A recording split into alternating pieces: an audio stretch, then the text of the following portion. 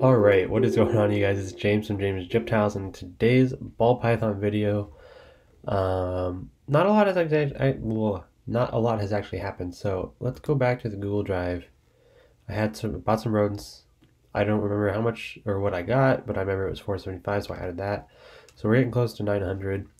That's fine. I'm not too worried about that. But for the sake of today's video, I figured, why not answer some questions that I've been getting in the comments, which is, why aren't I working with recessives, and what's my favorite morph that I plan on working with in the future. So to start out, I want to answer the why I'm not working with recessives question. Now, recessives take a lot longer. You produce hets the first year. Usually, it depends. I mean, if I'm not trying to spend a lot of money, which I'm not, I'd end up getting hets or pos hets and maybe not producing. Now, one thing you could do if you were really trying to gamble, per se, is you could buy pos hets of an expensive gene, but because they're pos hets, they'd be really, not really cheap, but relatively cheap, and then just kind of hope you produce the visual animal, which would be a lot of risk. I mean, a couple of years down the road, you could, basically fail at everything a couple of years down the road and have to start over. But the main reason I started with codominance the way I did is just because, one, they're cheaper, and two, I can produce visuals which I can guarantee make at least some return on the first year. Whereas if I made, like, let's say clown, let's say I took a clown and a het clown and I made half and half, I could sell a couple clowns and get a little bit of money. I don't know how much clowns go for. Probably a couple $100, $200, something like that. Once you really start mixing it in, I believe is when they really start going up in value. But for the most part, codominants are going to give me that quick return. And on top of that, I did buy adults, if anyone remembers. Finding adult recessives is hard because everyone wants to keep them to breed them. So finding adult codominants is a bit easier, and they are often a bit cheaper. So the plan is to keep the snakes I have and to breed them this year, and to hold back a couple, either females, probably not males, because the only reason I know that male has so many genes is because he's proven out. And I doubt there's any male I would hold back that I produce, unless it was like fire, spider, Mojave, pastel, pinstripe. Yeah, probably not even that. Because that wouldn't be all white, so I'd be able to see it, but probably not even that. Everything's gonna be fire, which is kind of bad because I don't want to breed it back to a fire, or a super fire and make all white snakes. That's not really the goal. But at the same time, I'm gonna take any income I do make from that and start putting it into some recessives. Maybe I'll buy some yearlings or some 2-year-olds or some babies, and I do know how to raise them up really quickly, which I don't recommend anyone does, but it can definitely help you get your breeders up to size. And if you're trying to make $1 million, then getting stuff up to size quicker is really a big help. But that being said, we will get recessives in the future. That just wasn't on the list for current. It wasn't really doable in a lot of different aspects. But I do have some recessive genes that I like and some genes that I really like. First, I want to say I do like stripes. Anything with a stripe on it, I don't know, it just really gets me going. Love that shit. But I enjoy pieds. I mean, who doesn't? And I enjoyed exanthics, which a lot of people aren't gonna like. Yeah, and what the heck's a hurricane? Is that a monsoon? I like monsoons also. Spot nose hurricane. I don't know what the heck a hurricane is. Hurricane's got to be related to monsoon because they look really similar, and the name and all that. But so I think personally, exanthics is one thing people undervalue a lot.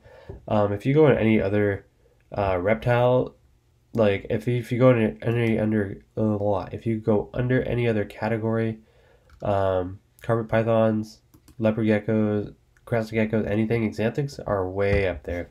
It's an extremely nice recessive. I am a little confused as why there's like 4 different lines. I know in the leopard gecko world there's 3 different snows and there's 3 different albinos, and they're not compatible with each other. Um, I'm not sure if that's the case here, or if those are just like line bred ones, like, oh, this guy had this one and this guy had that one, and it's kind of like they're slightly different, so they call them different lines. But I definitely think that's undervalued, and that's something I plan on working with in the future for sure. Um, but you know, that's a couple years down the road.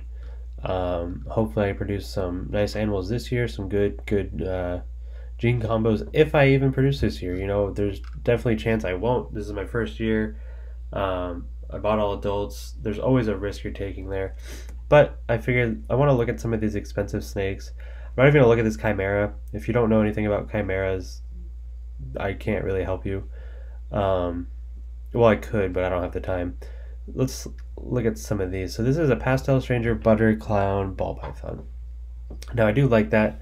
Um, One thing I disconnect with on the ball pythons a lot is I usually, when I'm picking animals to breed, I pick stuff that I like, that stands out to me, because I get distracted really easy. So if something stands out, it must be really good, right? That's not necessarily true in ball pythons. That stuff isn't always the best like it is in a lot of other animals. Like my tangerine tornadoes, they're bright, they're vivid, they caught my eye. That's what I picked. You know, stuff like that might not be what everyone in the ball python world wants. They want, you know, maybe the snake with all the genes is the ugliest one. Well, they still want it because it's got all the genes in it. Um, and that's just not how I roll. So there's a little bit of disconnect. So it'll be interesting trying to find my way around.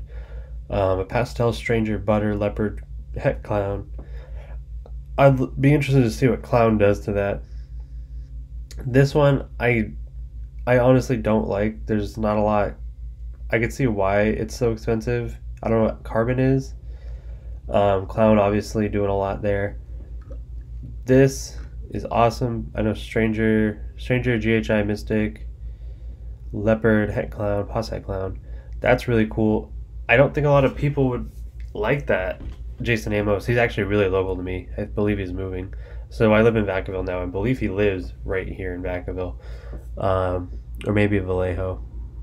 Pastel Stranger Het Clown. I started watching Justin Kobelka with some coworkers on YouTube, and I don't. Is Stranger really that good for 13 grand? I don't know. It doesn't do it for me. This guy, like I said, he does have the stripe. I like that, but these two, they look like garbage. Look at that. That's just brown. That's muck. A lot of these, like, that's kind of cool. It almost resembles an anaconda, but this one and this one and this one, super pastel red xanthic puzzle head orange ghost, that's badass. Pieds are also really cool, but I think pieds, yeah, it has to be done a certain way for me. GHI lesser scaleless, that's cool. I probably won't end up working with scaleless. That's really cool. Chimera, of course. Black panda pieds are really cool. Super cinnamons are pretty awesome, but I'm not really happy about all the stuff that's going on. I tend not to breed stuff with problems. I mean, I do have that spider, but whatever. Yeah, I'm really digging this super pastel red xanthic puzzles. Those are really cool. It's just like the black and white stands out to a lot of people, and I don't know, it's not hitting in the ball python world. They're not. I don't know. It's not as contrasty as it could be, and I think that's what's driving people away. And ball python breeders aren't known to line breed, so no one's thinking about fixing it and making it better, really. But this is awesome. That's kind of stupid. He doesn't even show the whole snake. That's awesome. Blade Grail. Blade, I really enjoyed Blade. I've seen it work with some other stuff. I don't know what Grail is, but it's making it look like a creep skull. I'll tell you what. So a Grail is a lavender albino clown. That's awesome. That looks like a cream skull for sure. How much was these? $7 grand? That's awesome. Love that. That one too. See, my eye, I just look at stuff and I'm like, oh, that's cool, and it's an Xanthic. Here you go, Xanthic. That's just what my eyes go to. So this is really a short video. I don't even know what it's at right now, probably like 5 minutes. Not a lot happened in the reptile room. I just wanted to go over and list some stuff that I'm into in ball pythons. And that's really what's going to end up being is the stuff that I like. Now, if I like something, but it's dirt cheap and no one likes it and it doesn't mix well, I'm probably just not going to have it. I'm not going to have it and sell it for $100 and try to make a bunch of money selling 1,000,000 of them, you know. The plan is really get the grow up a bunch of stuff and just start breeding and grow the group slowly, but not that slowly. Like, I want to add 3 or 4 females each year and slowly, you know, if I can keep a couple, if I can buy a couple new ones each year, and also replace with either babies or possibly buying more gene animals, that'd be even better. But I'd reckon to make it to 1,000,000, if I had to guess, I'd say something like 12 years down the road, if I'm being honest. But we can definitely shoot for more than that, or a lower number. See, stuff like this. This is awesome. Grail. Just a grail. So what was that other one? A pastel grail? I forget. Oh, blade grail. That's what it was. That thing was orange. Here we go. Xanthics. Xanthic clowns. That's awesome. And this is something I'd love to have. Xanthic clowns. But that's going to be it for today's video. I hope you guys enjoyed this. I hope, you know, if you have any special ball python morphs or combos that you really like, make sure to put them down below, and I'll definitely look at them, check them out, let you know how I like them, because I like a lot of these, but there's just certain ones that are way better than me, in my opinion.